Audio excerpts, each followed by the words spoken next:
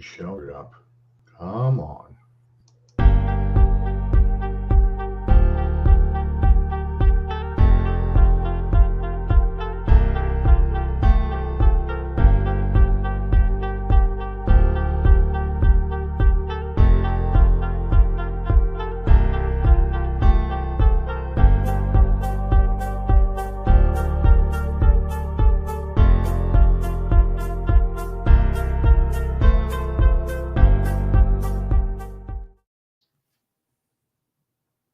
Like I said, it wouldn't be a show unless we had something to screw up in the very beginning. So, welcome everybody to another exciting episode of Under the Dome. I'm your host, Allen Ulrich. Bob is out tonight. He's doing dad stuff, doing stuff with his son with school, because Paul wasn't that much into learning for me. So, no. So, school, family, and always takes precedence over this fun show. So I got my son on here. You guys may know him on the Saints Happy Hour podcast as Budrich, but it's my son Matt, draft guru. I'm kind of responsible for that. I'm not going to take total credit, but I'm the one that kind of got him interested in football to begin with. Matt, didn't you? Were you in 8th grade or were you in 9th grade when you did that project where you tracked all the draft players? You remember that? Was that at Brother Martin or was that at St. Edward's? No, definitely Brother Martin thing. But yeah, it was definitely Brother Martin thing. I think it was around 8th or 9th grade. And I didn't. The thing is, it was basically. Wait, go ahead. No, go ahead. I lost my train of thought. Tell them what you did. I think at one point, basically, I think what you're probably trying to get at was I would print out all these players and kind of remote and put them in this little folder of players at least I was interested in, who I'd like to see. Yeah, you basically did in 8th grade, you did a draft profile of players that you liked, like you did your own scouting, and then you did a report kind of grading people's drafts. So it was very entertaining. I think it was a math project too. So you got a good grade for that. I remember that. But yeah, that's when I knew your call in life was to be an NFL scout. Yeah. So there's not much in the Derek Carr news. There's not much. I got the Ralph Marlboro influence comes this way. Yeah. There's not much in the Derek Carr news. Basically, he's prostituting himself in Indianapolis this weekend, or this week, I should say. He got an offer probably from the Saints. He met with the Jets, probably got a similar offer. Now he's going to allegedly meet with the Panthers.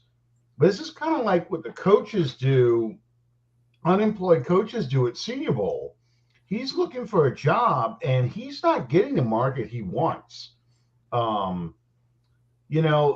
This is kind of a microcosm of the NFL under the new collective bargaining agreement.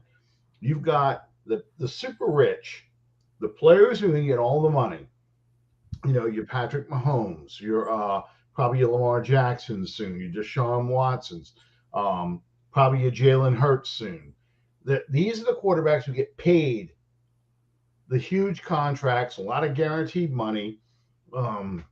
You see receivers getting that money. You see left tackles. You see defensive linemen getting that money.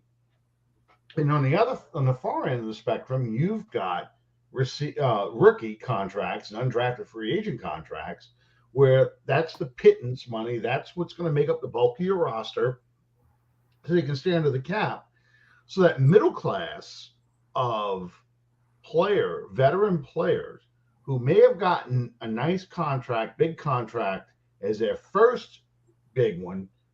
But then if they didn't live up to that, their market shrinks to nothing. And I'm talking about guys like Mark Ingram, um, uh, uh, Latavius Murray. You're looking at probably I'm trying to draw some names off the top of my head, but those guys. Robert Robertson, the former Saints linebacker. Those guys don't get paid a whole heck of a lot. And Derek Carr is finding himself kind of getting pushed into that market now where he may be on the upper end, the upper middle class, but teams kind of want to push him more towards that middle class quarterback salary. So I find this interesting. I don't know how this is going to play out. Underhill still has a Nick Underhill still has a good feeling that the Saints are going to end up with him. But it's quite obvious that a lot of teams be like, you know what, I'm probably not going to go with a quarterback. I'm not a quarterback away from a championship. I can probably get me a rookie quarterback in the draft and kind of just flounder for a while in the top 10 picks and build my roster out of that. So, is that how you see it? Absolutely. I mean, I think the contracts, probably the offers he received from the Saints and probably from the Jets are probably like 3-year deals worth maybe probably closer to the money that he wants at 35, maybe a little less, but it's really the thing Mm-hmm. is about the longevity of the contracts more than the actual salary. I think Derek Carr has maybe 5 years left because even though he's going to be 32 in a couple months, actually next month because his birthday is hilariously on 3/28. I think quarterbacks now are where as soon as they even hit their early 30s, they still got plenty of mileage left with all these new rules and basically how quarterbacks are basically the good china of the NFL. You always want to show them off. You want to protect them as much as possible, and you want to do everything to use them not just as much as possible, but also really show them off. And if both the Saints and the Jets, I mean, the Jets are basically telling everyone in the world that they still think Zach Wilson is their guy, and if they really think so, they're not going to give someone like Derek Carr a 5-year deal. They're going to give him a 3-year deal with the ability to move off of him after the third year or see if Zach Wilson can beat him out. And similar to the Saints, I mean, I think they're going to draft a quarterback regardless of if they get Derek Carr or not. It's just going to kind of affect how their board looks and how they might look at everything, such as when they're going to take a quarterback, who they can take, if they can wait a little bit, et cetera, et cetera. And so they're probably going to give him a 3-year deal and probably have something where if they cut him after the 2024 season, it saves them a lot of cap space and they can trot out whatever young quarterback they bring in, whether it be in this year with probably draft like something like Hendon Hooker or something, or maybe next year where they look at like, I don't know, Drake May or Jordan Travis. I'm just throwing names out there. Well, and that's I think basically that's really the big thing.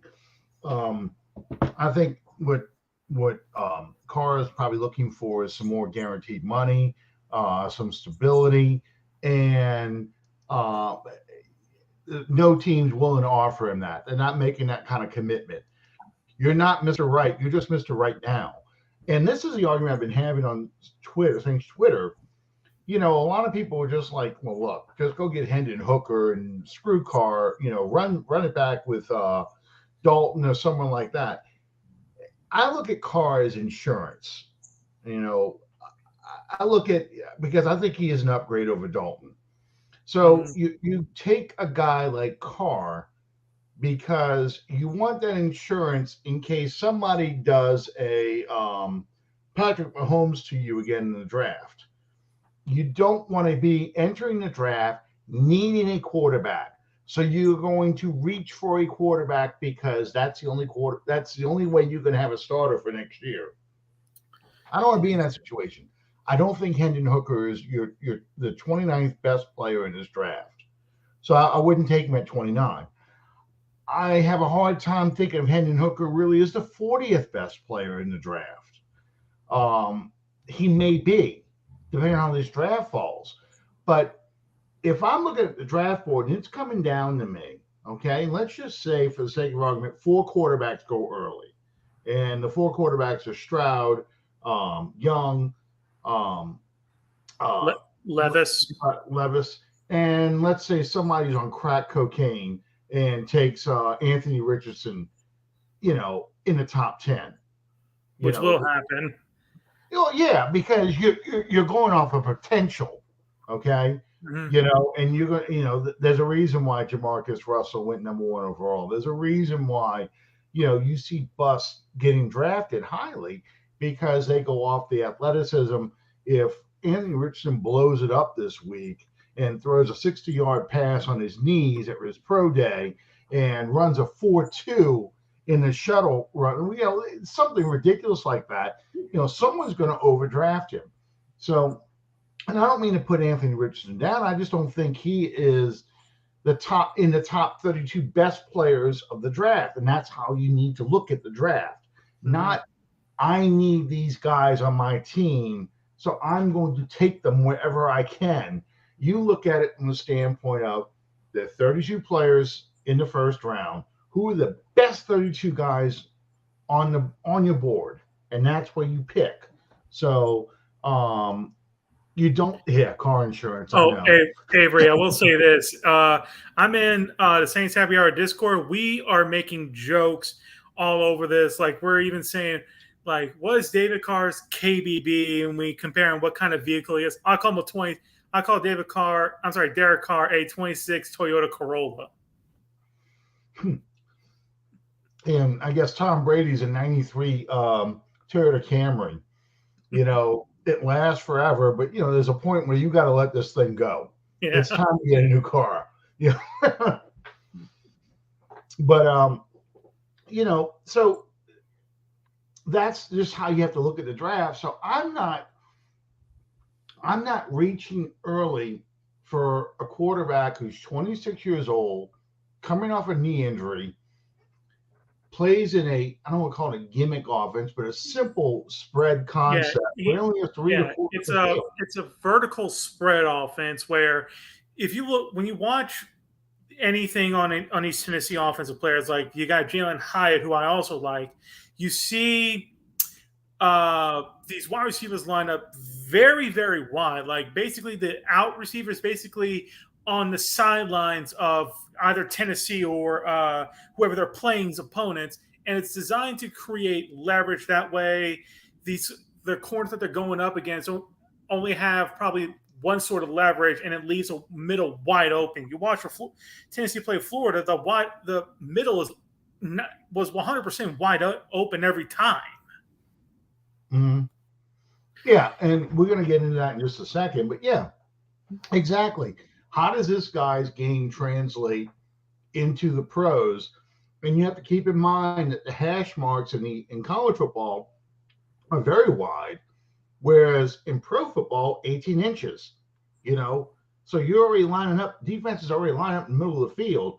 You try and spread a defense out, you might get a few of them on the outside, but you're not going to get that distance where you can really hit that far out route before a cornerback jumps that, because you're playing a corner that can run a 4.2 as well. Yeah. So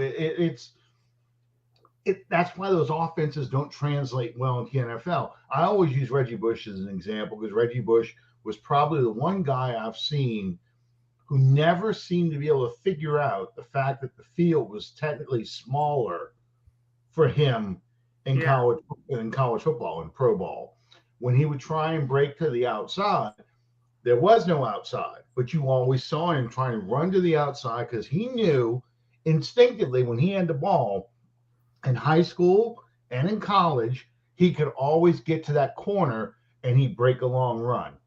He never could do that in the NFL. Yeah, he likes to run side to side because he knows how fast he is, and he loves to try. And get to the corner as quick as possible, then turn upfield. And you can't do that. You got guys No, who, because the defense is already lined up in the middle of the field, so your field's in half, yeah, and your defensive players are almost as fast as your running back and wide receivers. and you got guys that do a fantastic job at pursuit angles, know how to meet you where you're going. So it Yes, makes it exactly. even They know tougher. where you're going. They know where Yeah. you're going. Um, so so that's why I'm saying you want to have a guy like Carr on your team in case you don't get the quarterback you want. Because there's nothing worse than to say you're all in for Hendon Hooker. Anthony Richardson's off the board. Hooker's coming up. You're at pick 40 because you didn't take him at 29 because there was somebody better at 29. You took that guy. You're sitting at 40. And here come the picks. Hooker's sliding. 31. Didn't take him. 32. Didn't take him. 33. Suddenly at 35, someone trades up or they take him. You know, someone moves up in front of you because they've got more picks, moves up and takes him. So now what do? You reach for a Tanner McKee right there because you need a quarterback. So I got to take a quarterback in the second round because, my God, if I don't have a quarterback, I'm screwed. You can't approach the draft that way. You Yeah. can't. It's why the Saints sign players in free agency, knowing full well that this guy is kind of a pale reflection of himself or is a shadow of himself, because they want to come away with something in case you don't get the guy you want in the draft. Um, Leonard Fournette got released today. Well, is going to get released. Yeah, he's part of the 20 or so players that teams are saying he's going to get released at the start of free agency, just in case some teams want to jump the gun and go ahead and give like a Well, 6th-round pick it's or a something. tampering period right now. Yeah. Tampering period hasn't started. Well, tampering period hasn't started yet. It's now still clearing the cap space. The only thing that really started was you can start tagging players, like Washington tagged Daron Payne, who was going to hit free agency. So right now you have until 7th until you can tag players. Mm-hmm. Not a big surprise. There's another player I was talking about who's in that middle class, and he's getting pushed in that lower middle class. I think Fournette is the kind of guy that's going to be in free agency for a long time, probably won't get signed until after think about Jarvis Landry area. Mm-hmm. Somebody who gets signed after the mini camps, after the draft. When you're starting to look at your roster going, you know what? I need a veteran at this position. I'm looking for somebody fairly inexpensive to sign to a 1 or 2 year deal. That's where Fournette's at right now in his career. It also doesn't help that the draft is stacked at running back this year. Absolutely. That's the other reason why he's not going to get signed until after the draft. Why sign him when you know you can get somebody in the draft or as an undrafted free agent? So, did Aaron Rodgers come out of his cage yet? He has. Mm-hmm. He actually went on a podcast earlier today. He basically talked to someone. He said, he just spent a couple of days thinking about what it'd be like to retire, then continue to play. Basically vague stuff so he can still have all eyes on him, basically. We'll never know until he decides to make the decision.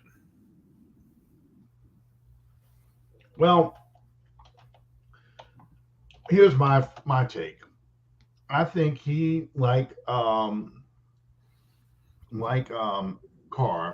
is looking for a market.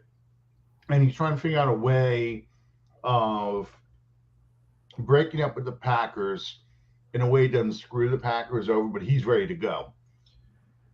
And I think the Jets really have their eyes set on Aaron Rodgers, which would be incredibly ironic because what happened when Brett Favre retired from the Packers so Rodgers could take over? Where did he go first? Yeah, he went to the Jets. He went to the Jets. I think it would be very funny if Rodgers retires and then unretires to go to the Jets, because I think basically Rodgers wants to follow that same pattern. Go to the Jets, play for a year, retire again, or move on to go play for the Vikings so he can have his revenge against the Packers.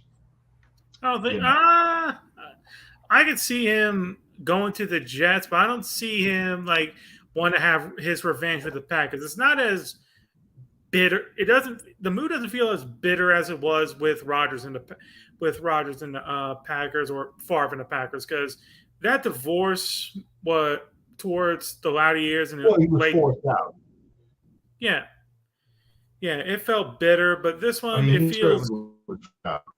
it feels more mutual. Like the Packers are more willing to cater to Rodgers, and it just feels like it's going to be more mutual if they both decide to move on. Which if I'm the Packers, I'm moving on regardless. I'm not keeping him for another year. I got a young quarterback that is going to demand out if Rodgers stays one more year. Yeah, and my attitude with Rodgers too. As far as the Packers are concerned, I think the Packers are just ready to start the rebuild. I mean, they kind of started it last year.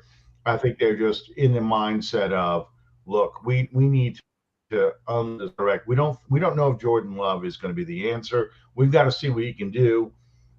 I don't think he's the answer, but they got to see what he can do so they can make the decision. And if they stink, they're fine with that because that gives them the opportunity next year to address the quarterback position. Um, Yeah, it, their mindset was rebuild. And Rodgers was the last one left standing there, and you could see that his body language was terrible. He was ready to go because he wanted to compete for a Super Bowl, but the team around him wasn't that kind of team. They were a team that is not tanking, but they're rebuilding, and they're going to have some down years. Um, so let's look at the draft then. Speaking of quarterbacks, because I think after Rodgers and Carr, the next name that may be on the move is Jimmy Garoppolo. Then after that, it really just falls off the cliff. yeah, And most of those guys, just like Fournette, they're in that lower middle class category. They'll have to see how the draft shakes out first before there's any significant movement on that. yeah, And yeah. who knows? With between the surgery that Purdy needs and the unknown status of Trey Lance, the Florida's they're going to resign Garoppolo just because they don't think they're going to have a quarterback ready to go. Yeah. That's if Because Garoppolo again, even wants to return. well, it's insurance so they can shore up their offense because they're not in a rebuilding mode. They're in the mode of we're ready to take that step to get back to the Super Bowl. And that was a very bitter loss they took to the Eagles because they felt like they were a quarterback away from getting back to the Super Bowl. That if Purdy wouldn't have gotten hurt, they would have beaten the Eagles. Now I don't know how true that is, but that's their attitude is. So it'll be interesting to see what happens with Garoppolo and that team. Okay, so course in the draft, since that's the most popular topic, I've seen some reports on Bryce Young. His official stats came out. He's like 5'10" and a quarter or something like that, and 175 pounds. Receiver. Yeah, a lot of the stats haven't come out yet because quarterback measurements are not until I think Saturday. So it's basically reported that he's 5'10" and a half. So we won't know until Saturday for his official height, his official weight, and all that, his hand size, arm length, all that.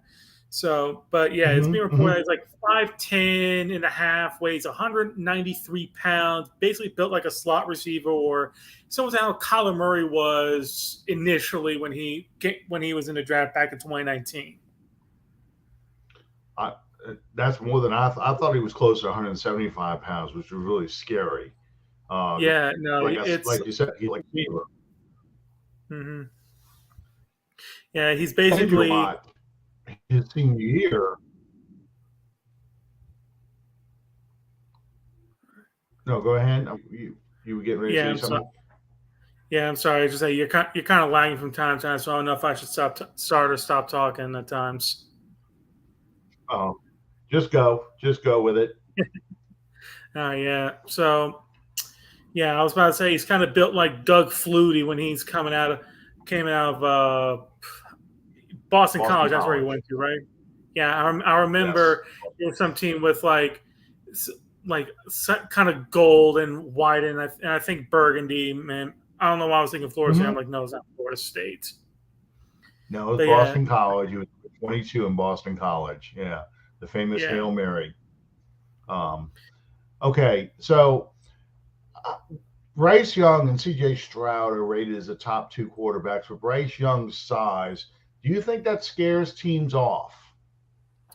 I think it might not scare off the Colts because their owner decided to say loud and proud that he likes Bryce Young, and well, that gives the Bears a ton of leverage to get as many picks as they want.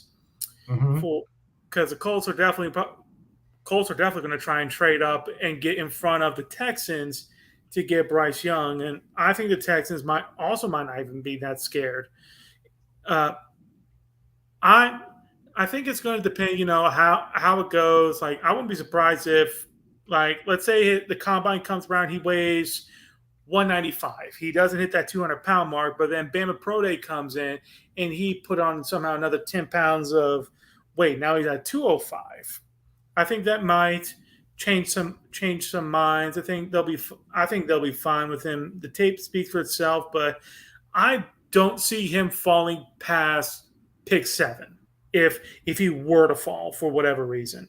I don't see him getting past the Raiders at all, or even if the Atlanta or Carolina, who are sitting at 89 respectively, start seeing Levis, Richardson, and then Stroud go, then all of a sudden Bryce Young's still there. Trade with Seattle or Detroit for Bryce Young. So I don't think if he falls out of that top 3, I don't know.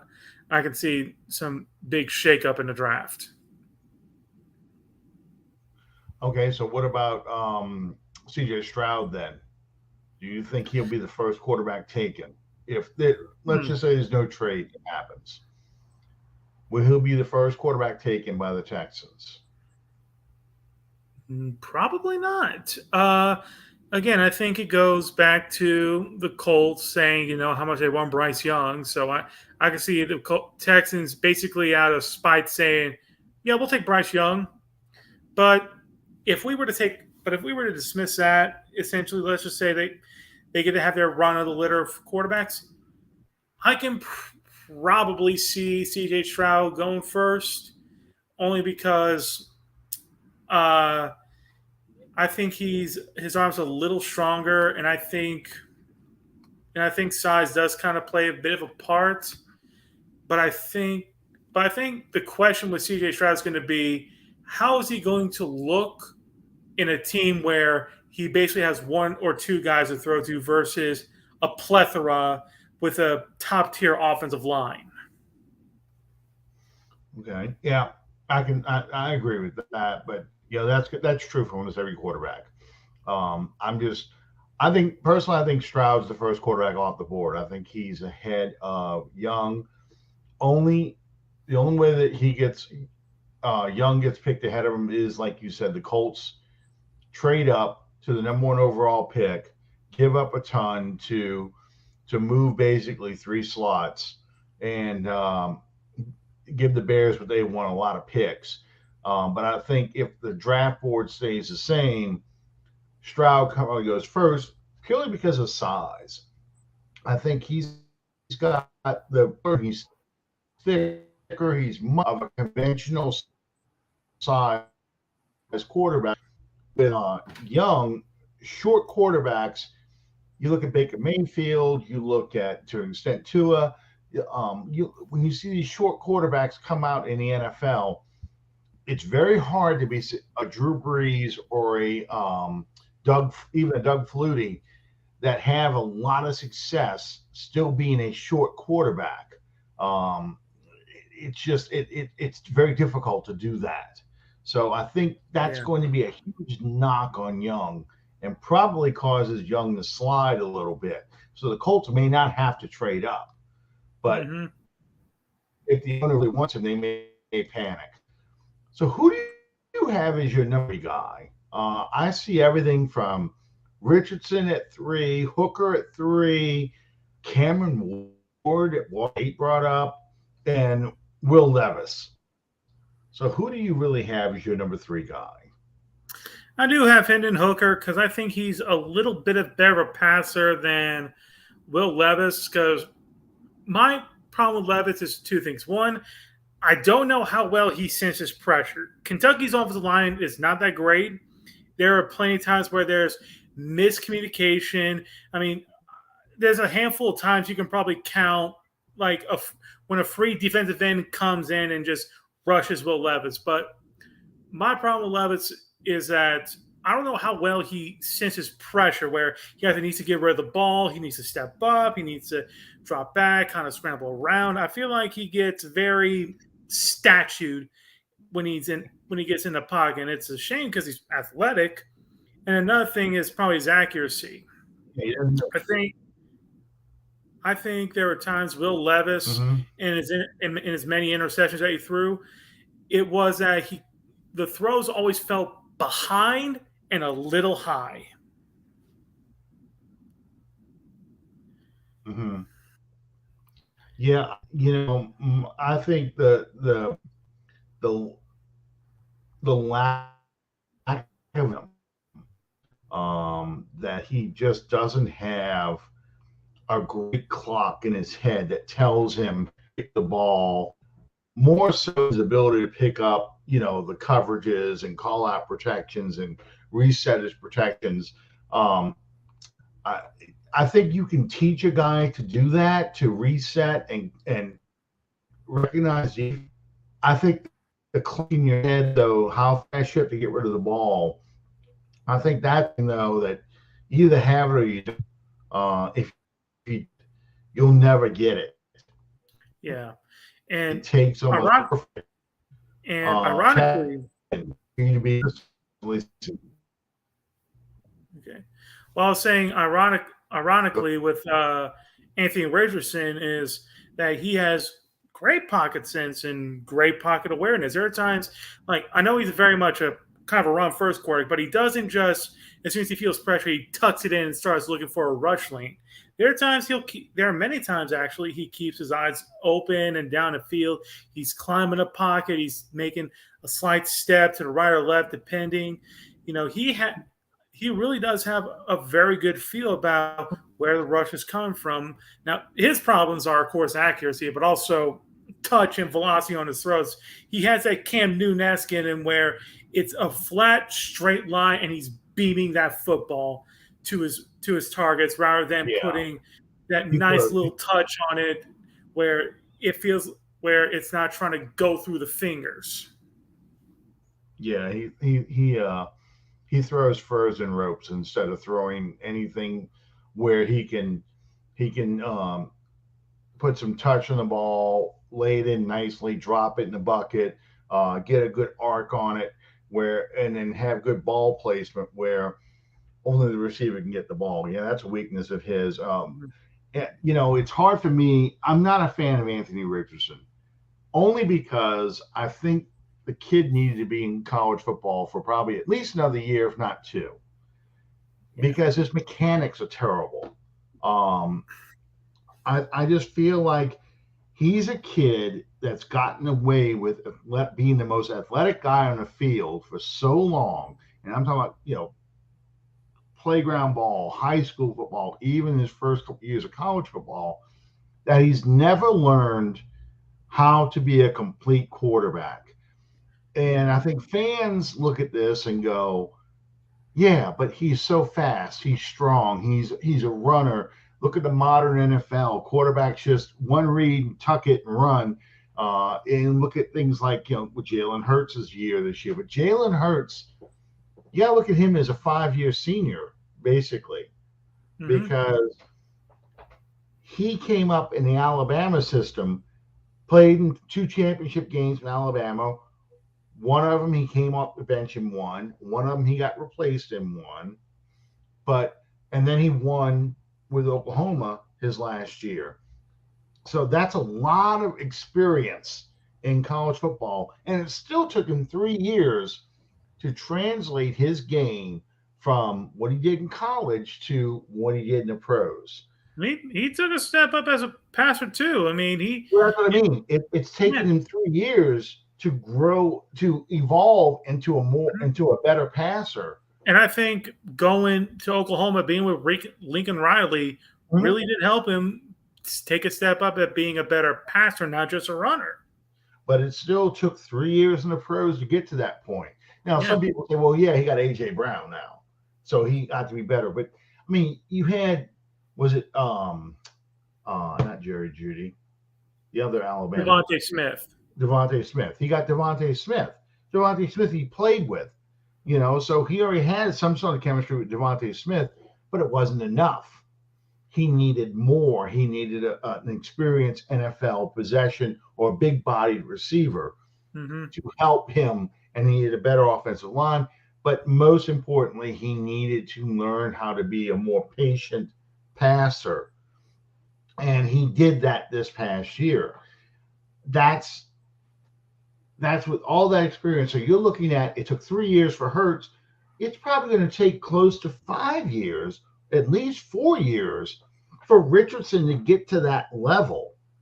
And you're probably going to have to play him early and ride out a lot of bad football Yeah. before you get to that point. Yeah, you'll see some spectacular plays, ESPN highlight top 10 kind of plays. A lot of But Jalen Hurt plays. yeah, I'm sorry, not but Jalen in Hurt. the middle of Justin. that, but in the middle of that, you're going to see a lot of bad football. Mm-hmm. And you're going to see things where you want to fire all the coaches. You're going to see things where you want to get rid of him, get rid of players. And I don't know if people are going to be that patient with him. Yeah. That's why I feel like it's frustrating, because where he needs to learn how to be that kind of player is in college. So when he gets to the pros, that timetable is shrunk to just a couple of years where you can become a more complete passer. Mm-hmm. So that's my big negative about. Yeah. And Oh, I didn't think. Say John Butler. I haven't talked about Sheldon Rankins at all yet. Um, I would be surprised if Rankins came back over here. Um, I think Rankins on the backside of his career already, which is like the player a lot. But I just think that there may be one guy out there they would like to get a hold of. They would like to get a defensive tackle, but I think they're really going to look at the draft for this. And again, this is why you probably bring in a guy like Carr, so you could use your draft picks this year to shore up your defensive line, your running backs, your wide receiver, tight end positions, maybe your offensive line. And then next year, with 2 number 1s, you have a better shot of moving up to get, if Carr doesn't work out, a better shot to move up to go get another quarterback. Maybe not Caleb Williams, but get a top quarterback, especially if Denver stinks next year. And Denver's got a top 10 pick, and you're picking, say, 21st, because the Saints finished, I don't know, 9-8 or something like that. Okay. So I don't know if there's going to be a desire for that right now, but I like Sheldon Rankins. I miss him, but I think that ship has kind of sailed. Okay, so let's look at Hendon Hooker then, because we talked about Richardson, we talked about Levis. Let's look at Hendon Hooker, because that seems to be Saints Twitter's favorite quarterback to go after. Huge negative on him is he's 25 years old. I cannot think of a quarterback this side of Roger Staubach, and we're talking Roger Staubach, we're talking 1969. So, 52 years, um, 53 years. Sorry, I got to do my math better than that. 54? No, 50. Yeah, 54. It's 54 years now. Um, 54 years since a quarterback came into the NFL at 25 or older. And Nope. You actually can look sooner. not Jimmy Clausen. I'm not counting him. No, not Clausen. Who? Brandon Weeden in 2012. He was Oh, 28, almost 29 when he got drafted by the Browns in the first round. you're just making this thing so much easier. I'm just talking about somebody good. Okay. I wasn't sure if you're talking about good or just in general, but No, good. yeah, Good. good. Yeah, I can't think. I can't think of one on the top of my head. I would have to look something up of old quarterbacks that got drafted, like old quarterbacks drafted. But Yeah. yeah. So again, he just turned 25 in January. Mm-hmm. Jalen Hurts, and I'm sorry I keep picking on him, but Jalen Hurts is in his third year in the league. He's 24. Okay. That gives you the differences in ages right there. So just like when we talked about Richardson, Tennessee plays in an offense that really doesn't translate well to the NFL. So this is a guy that's probably going to need at least a year to recover from his torn ACL, because even if he's healthy, as we saw with um, Jameis Winston, your mobility is still not there yet. Winston got hurt in October of 2021, sorry, October 2021. And by the 2022 season, he's still struggling for that mobility that he had. He wasn't fully confident in that mobility. Most running backs, it takes a year to really recover from the torn ACL, because your ability to cut, your ability to plant, all those things that's in your mind, you kind of baby that knee a little bit. So Hendon Hooker is probably going to need at least a year on the bench to digest the offense and also to fully heal. So you're looking at a guy that probably won't see the field as a full-time starter to at least 2024. He's 26 years old at that point. How much rope do you give a guy like that to become your starter? How long do you have to wait for that guy to develop? 29 years old? If we're talking on a 3-year plan, is that going to be it? Because he's not Patrick Mahomes. Patrick Okay. Mahomes came in his first year starting. He's on the bench for a year. First year out the gate, he's lighting it up. Mm-hmm. Manning, it took him at least a couple of years. Tom Brady was fortunate. He played for the Patriots. He took off right away. Drew Brees took 3 years, 2001 and 2004. 2004 is when he caught on. So, 3 years is normal. Now you're looking at a guy 28 years old. How much patience do you have with a guy like Hendon Hooker? What do you think? I feel like you have to give him at least a year. You can't wait until like his second or third year, because for one, many quarterbacks are starting to kind of click much sooner than the usual 3-year period. I mean, look at someone like Jared Goff. He had a rough rookie year, but then his second year, of course, he had Sean McVay, but still by his second year, it clicked. Look at someone like, I'm going to throw his name out there, Carson Wentz. Rookie year was pretty rough, but second year, it clicked until the injuries. But Mm-hmm. for many of the quarterbacks, if by your second year it hasn't clicked, you're not starting to show your full potential, it's going to get very, very tough on you. I mean, even Trevor Lawrence, rookie year was very rough, but his second year, it clicked and he got his team to the postseason, even had a big comeback postseason victory. And now he's considered a possible top 10 quarterback in the NFL. Well, let's look at Josh Allen then. Josh Allen looked pretty bad, and then it started to work for him as well. Yeah, I think Lamar. with a guy like Wentz, with a guy like what was his name? He was from Baylor. He was a Washington quarterback. He's now Robert Robert Griffin. Griffin. Yeah. You know, some of those guys they hit it really big, and then injuries and setbacks start happening.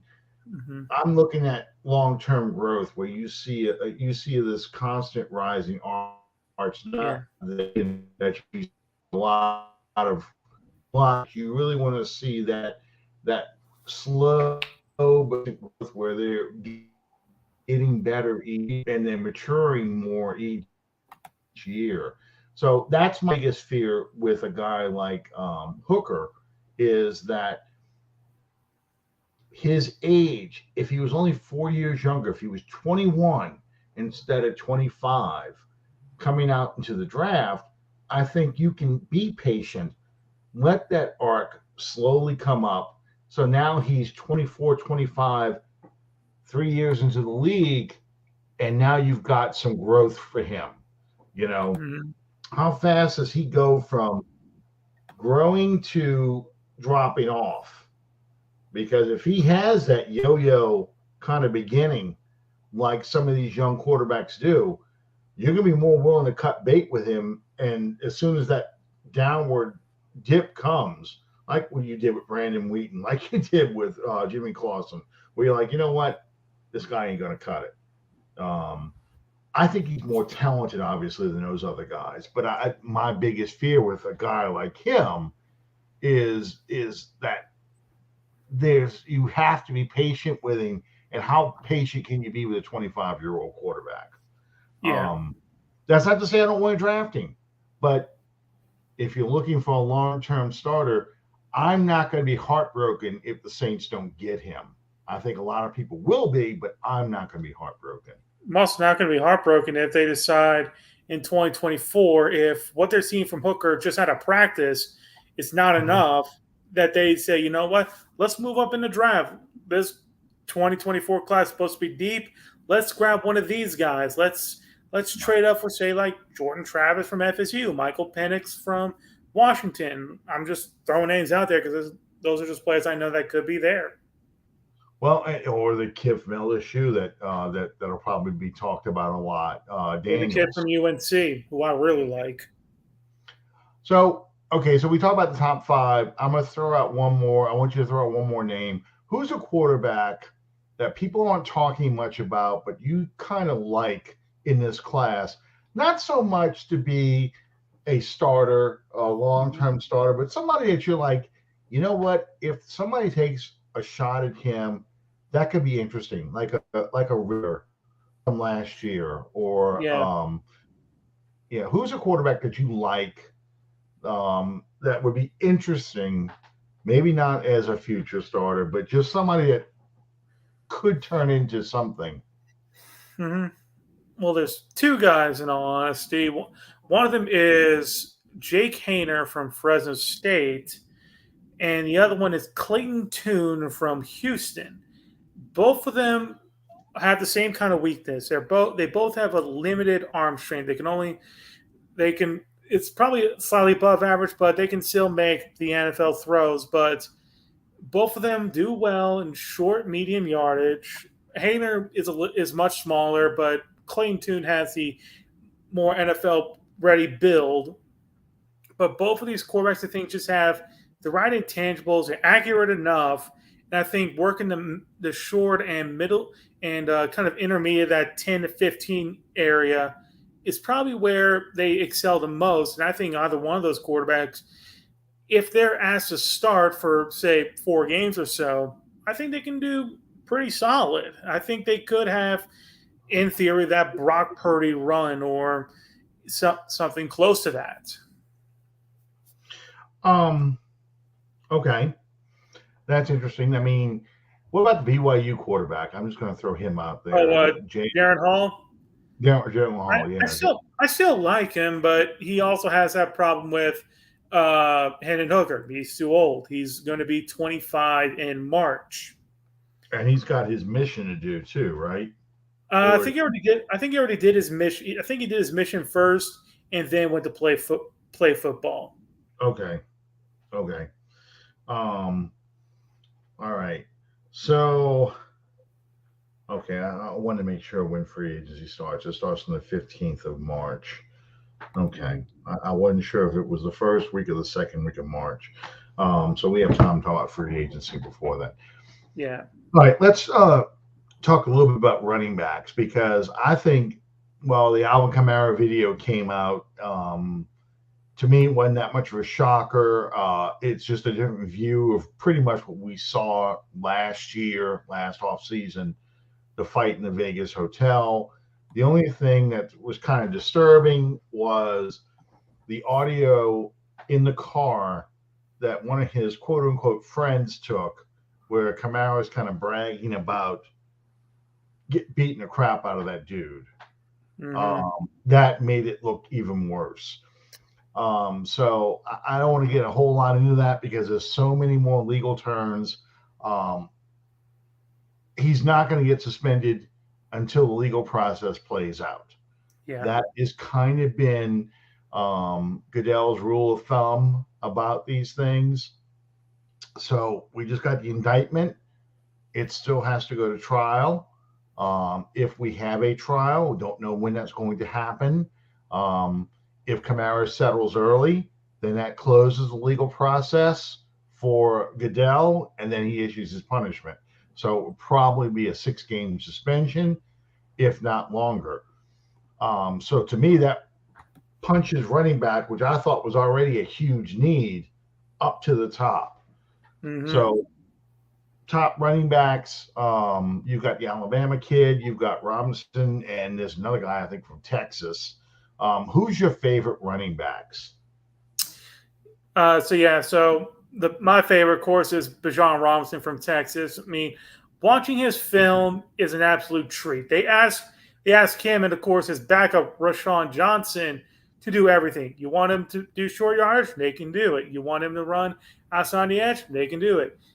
They've both lined up as a wideout, as pass catchers. They're pretty. Mm-hmm. They're both pretty good. Though I think Robinson's a little better.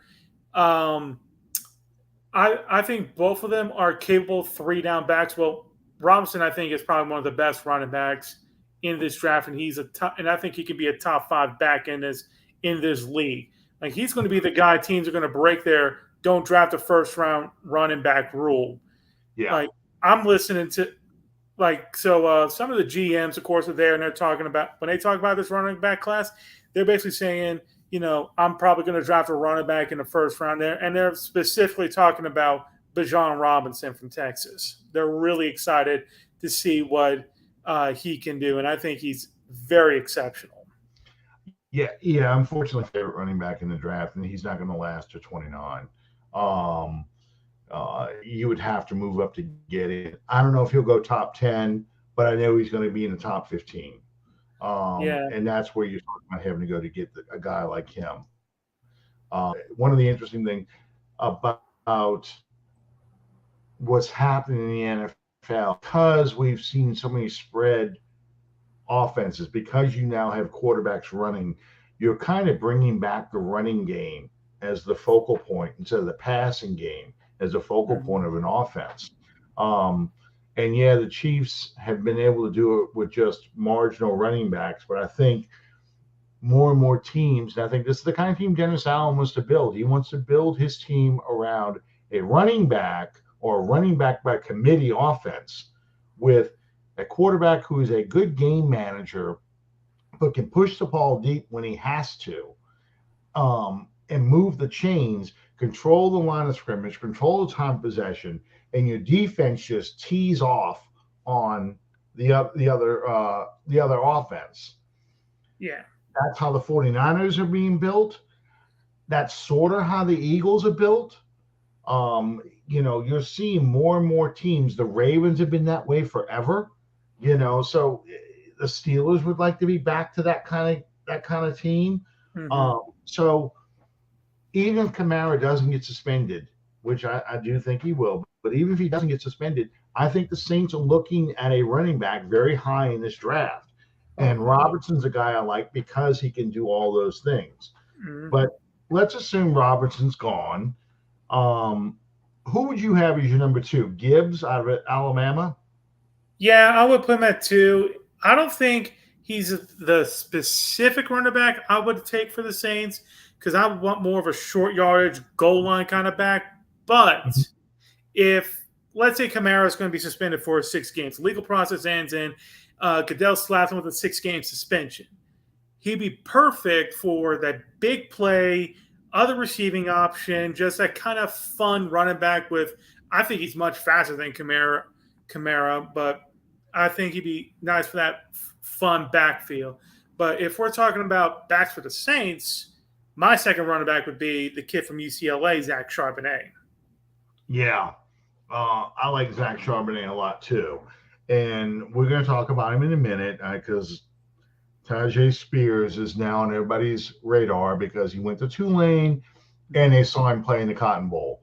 They Yeah. probably didn't see a single game all season long, but they watched the Cotton Bowl because they wanted to see Caleb Williams.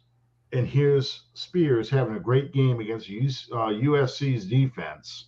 Oh Uh, yeah. I mean, I was there live. I saw yeah, his greatness live and in person. my problem with Spears is he's not your between the tackles runner. Yeah, I mean, And he's very explosive, very quick, and he breaks through arm tackles like crazy. But he's just a little small. I wish he could put on another 20 pounds, but that's not who he is. yeah, and so you're looking at Spears as probably a guy you would draft to replace Alvin Kamara Mhm. because Kamara is now going to be entering his what, seventh year, eighth Yeah, year? something like that. Yeah, seventh his seventh season. Yeah, he came in 2017, so his seventh season. Okay, He's I know it's hard to believe. So you're already looking at a running back that is probably will not reach 30 and on the Saints, that they'll probably want to move on from him in the next couple of seasons. So you're going to be looking for another running back. I just don't think unless Spears available in the third round, um, or lower, fourth round, top of the fourth, whatever. I don't see them reaching for Spears as high as one or two. I'm Mhm. looking at other guys like that. I think Zach Charbonnet is the guy I'm looking at number 40. Oh, If definitely if you can get 40, because I think his size is what, 6'1", 6'1", 220. 220. That's Yeah. a kind So of Deuce he's a guy who McAllister can build. go inside. Yes, and he's a 4-4 runner. So he's a guy who can go inside and outside. Uh, that's what they want. And they're going to want three backs like this. They're going to want an inside guy. They're going to want somebody who can bounce to the outside, somebody who can line up as a receiver. They want multiple running backs who can do multiple things in this Mhm. offense. So you force that box to open up. And if they start closing in to take care of the inside route, that's when we do the play action pass and you're going to start hitting your receivers. So, you're going to be looking at a multiple faced running attack. And I think that's what was driving um, Dennis Allen crazy last season was he couldn't do that. He had to rely on Taysom Hill and had to rely on Alvin Kamara, and that's just not enough. He wants more out of that. So I think Yeah, this could be a draft where we bring in maybe a couple running backs.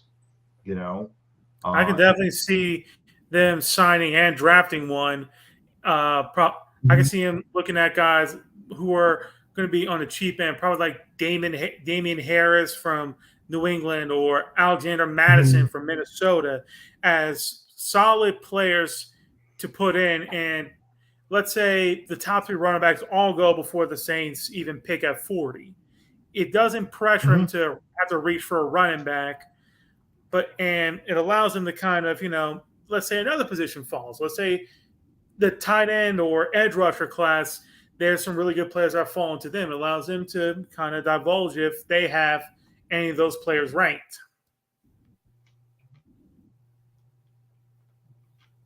Okay. So, who are a couple other running backs you really like in this draft? I'll say it's probably three more. I've already spoken about Rashawn Johnson. He's the backup running back for Texas Longhorns for Bijan Robinson.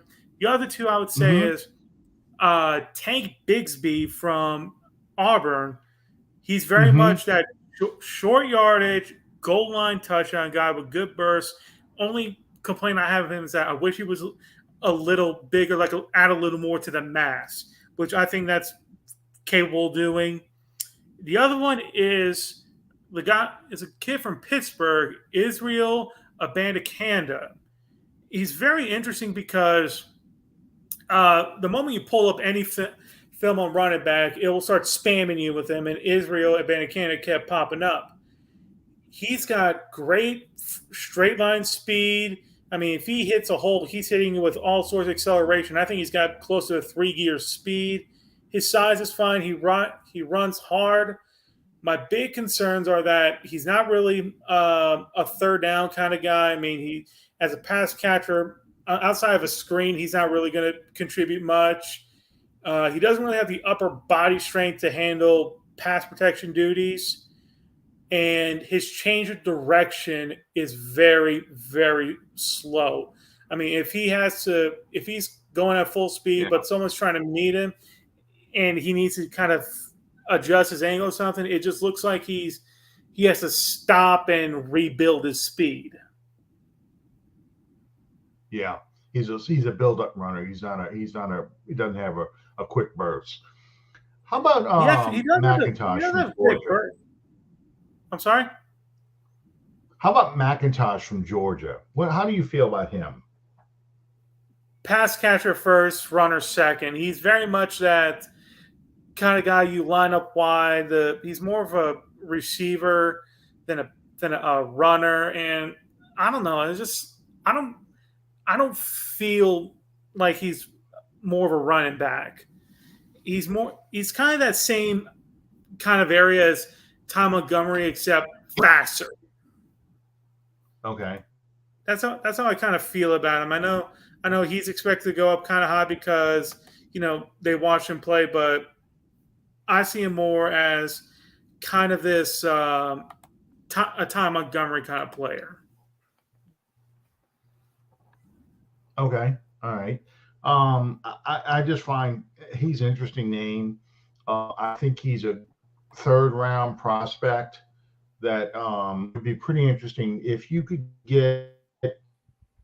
Yes, we brought in not saying the Saints will take a running back in the first and the third, but if you brought in two running backs and a guy like McIntosh is out there, I could see the Saints train up to get a guy like him, kind of to be their Alvin Kamara, maybe an Alvin Kamara replacement.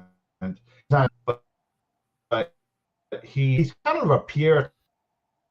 That's what we were a Pierre kind of running back. Not particularly fast, but has great hands. Probably could run the screen game very, very well. Very patient runner, but is a guy who probably is a good third down back and a kick returner in the beginning, and then you kind of work him in your offense a little bit more. That's what I find interesting about him. So, yeah, Spears, obviously, he would be an intriguing addition.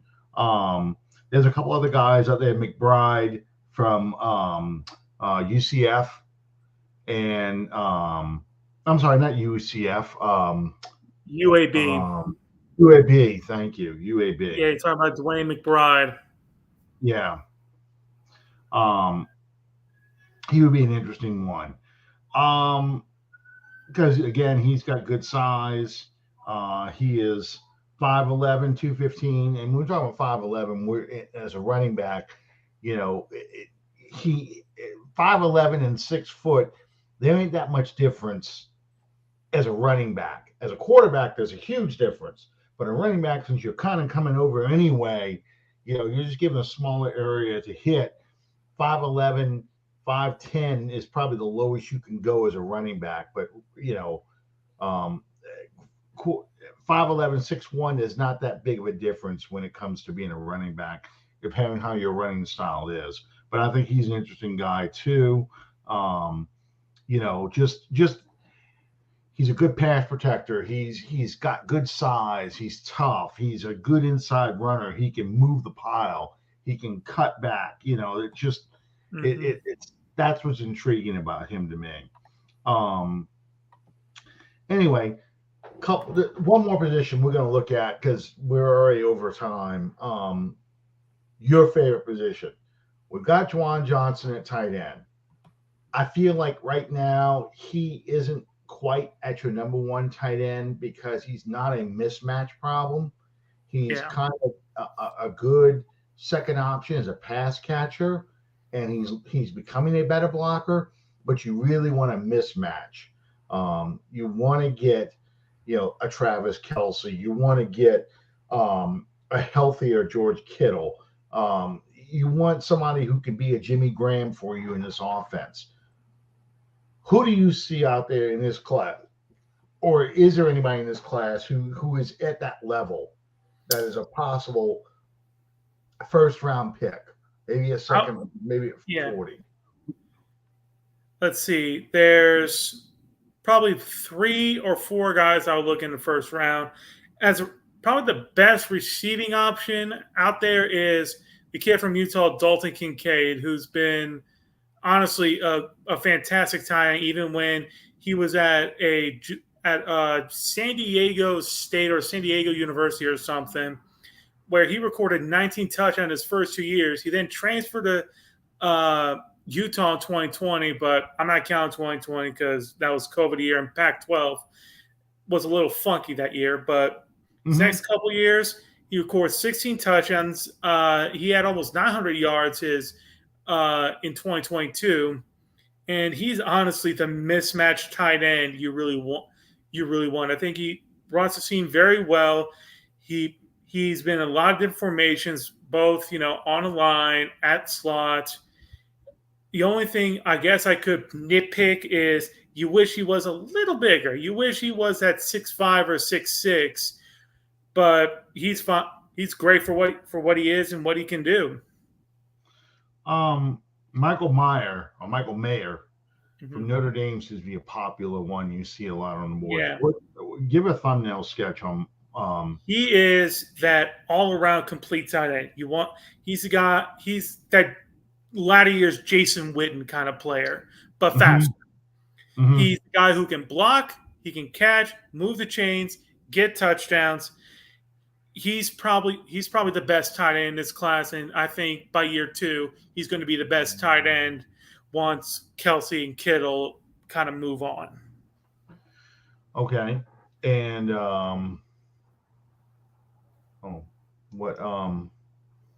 okay, and I missed that too. What are you talking about? Who you have to come back and give me that one. What about who was your favorite tight end before you fell in love with Kincaid? Darnell Washington out of Georgia. Yeah, Darnell Washington's the best blocker. He's basically the 6th tackle. I mean, if he were to put on another 30 pounds, I could put him at left tackle and not feel bad about it. He's the best blocker. He has some receiving options, though I feel like whenever people put him at number 1 tight end, they're overestimating his receiving capabilities. He's had fantastic height. I think he's got good speed and agility for a guy his size, but I wouldn't go as far as saying he's a good receiving option. He's kind of like Marseilles Lewis. I'll get him on 3rd and medium or 3rd and short, and if I'm in a red zone, he's going to be one. I'm going to draw some plays where I can use his size to get some good contested catches, but I'm not using him to run up the seams. He looks kind of labored. I mean, even when Georgia used him, he wasn't even the top receiving tight end option. It was the other guy, Brock Bowers. So I would consider Donald Washington for one of the best blocking tight end if I want better run game, or if I want someone to be an actual blocker and pass protection. I mean, I certainly call up his number. Yeah, and then is there like a sleeper pick or a tight end that somebody we should watch for? In the combine to see if they somebody that you might want to look at. If you're going to take him late day two, maybe early day three. I would say Sam Laporta from Iowa. I think he's a very skilled route runner. Um, but I think I think he might go mid day two, kind of like in that late second round, early third round kind of area. Mm-hmm. Um, but after once you get past Laporta and probably Tucker Croft from South Dakota State, that's where it kind of gets very picky. You got some guys who can catch but are not really athletic, or some guys who are kind of athletic but can't really do much of anything. I guess one deep sleeper pick I'll say is probably Josh Wiley from Cincinnati, who's kind of that Kobe Fleener kind of player. He can run Mm-hmm. up the scenes. He's kind of athletic, but feels very underdeveloped. Okay. Yeah, because basically, I think the problem you have with the tight ends for the Saints is you've got a pass catcher tight end in Juwan Johnson, and you've got a guy who's primarily a blocker in Adam Troutman. But Mhm. Troutman gets hurt a lot, so I think Troutman is probably playing his way out of here. He's probably not going to last past the end of his original contract, his rookie contract. They're going to be looking for an upgrade. And I think they want a better all around tight end, especially a guy who's a good pass catcher. They can line up outside Mhm. the numbers, um, but can also block. They want a blocking tight end. Um, but, so you're looking at that complete guy. So that's why I think a guy like Michael Mayer is somebody that they're probably got in their first round picks, and Yeah, they've run mock drafts, or they're going to run mock drafts, and maybe that's a guy they might see slide to 29. I would be shocked if Detroit doesn't take him, because Detroit to me is a team that needs a tight end since they traded Hawkinson to Minnesota. And Mm-hmm. for some reason, I see Mayer going to Detroit because he does a lot of similar things to what Hawkinson did do when he was with Detroit. He can block, he can catch, he's pretty athletic. And I think it fits what they want to run. But if he's there at 29 and the Saints take him, I think it'd be a great pick. I think he would do very well with the Saints. And I think he would mesh well with either whoever a quarterback is between now and in the future. Yeah, I think so too. I mean, I'm just throwing this out because there's so many scenarios. If you're what we said earlier, if running backs, a lot of running backs go early in this draft, you can see the tight end slide. Detroit needs a running back too. They need a big inside running back. If it, Um, I think they'll retain Jamal Williams. I think. I yeah. know.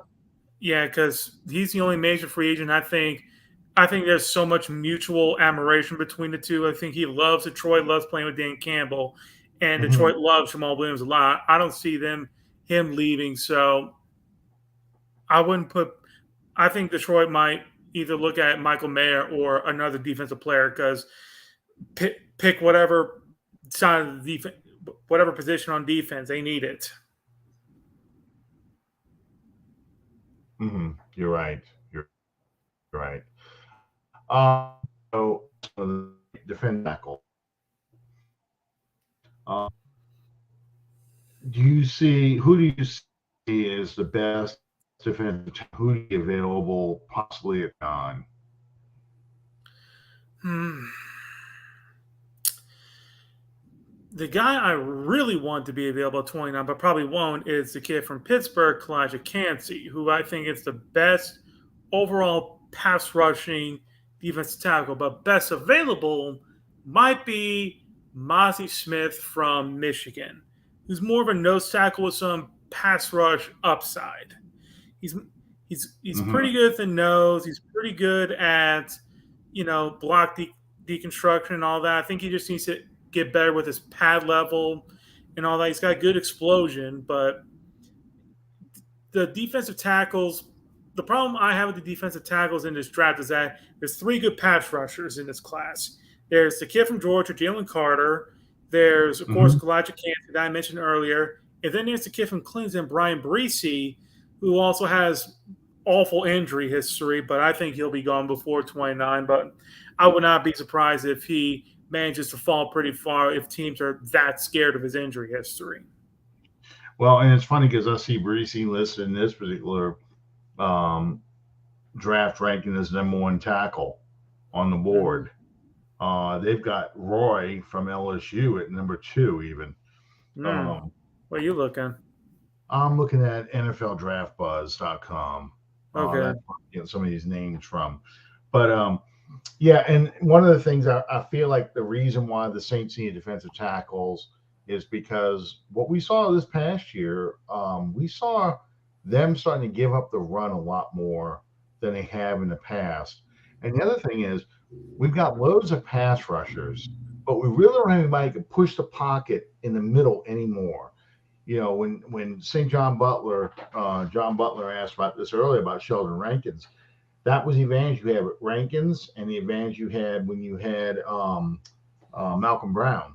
Is you had two guys who could push that middle and get in that quarterback's face and make him move out of the spot. So, a guy like Cameron Jordan or Trey Hendrickson when he was with us, and even Marcus Davenport, were now getting the rush off the edge or could force sacks into coverage because the quarterback got trapped in the box. He couldn't get out of there.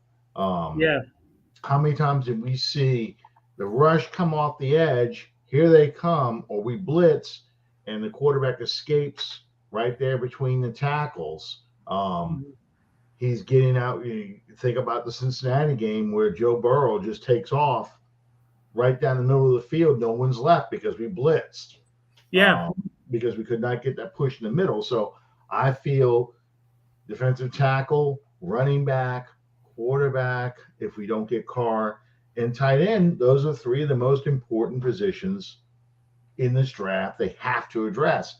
And I think they Mhm. address defensive tackle in free agency, and also they're going to address it in the draft because you Yeah. cannot get by with undrafted free agents as full time starters. You just can't do it. Um, so what do you think of I'm trying to see some of these guys in here that's listed. Who's a Mhm. guy that you think maybe would be an interesting addition? Let's say the Saints go tight end in the first round, they do running back in the second round. So now you look at the third round. Um, who would be a good defensive tackle you think is probably going to be available in the third round that would be intriguing as not maybe as a five technique, but maybe as a nose tackle? Oh, I mean, it could be a yeah. five technique guy. Yeah. I'm sorry, three technique. I said five A technique. three Three tech. tech. Yeah. Yeah. I Three think tech. five tech's an edge rusher. Yes, it is. It is. But yeah. So you have probably Siaki Ika from Baylor, who could be there in the third round as a Mm-hmm. big mammoth guy that can just eat interior gaps for breakfast and even create some space for your blitzers. You also, I think my sleeper is probably going to be Zach Pickens from South Carolina as a possible zero tech. I think he needs. I think he does need to work a little bit. Probably playing some double teams, but I think he's a pretty intriguing defensive tackle for the Saints. One guy I'm hoping we don't get is probably the kid from Bama, Byron Young. I just when he was at the Senior Bowl, he had an awful time working interior some of those parts. He got worked all throughout those practices, so I'm off on him. I don't want him. Yeah. He's got the resume, but I don't think he's got the skills to be really that special guy. Um, you Mm-hmm. know, it's hard because I'm just looking at these guys. Um, you look at a guy like Oh, this Florida defensive, he's just defensive lineman, Gervon Dexter. You Oh, know, Trevon Dexter. Yeah. yeah, Ron Dexter. He's a guy. It looks like he can play inside or outside. Um, hmm he's probably more of a Very. three. Go ahead. Yeah, he's very athletic. He passes the eye test. He's very long, Mm-hmm. got great arm length. Uh, he's very explosive, and he shows pretty good effort. I mean, he has over 100 tackles in his 2 years as being a full time starter.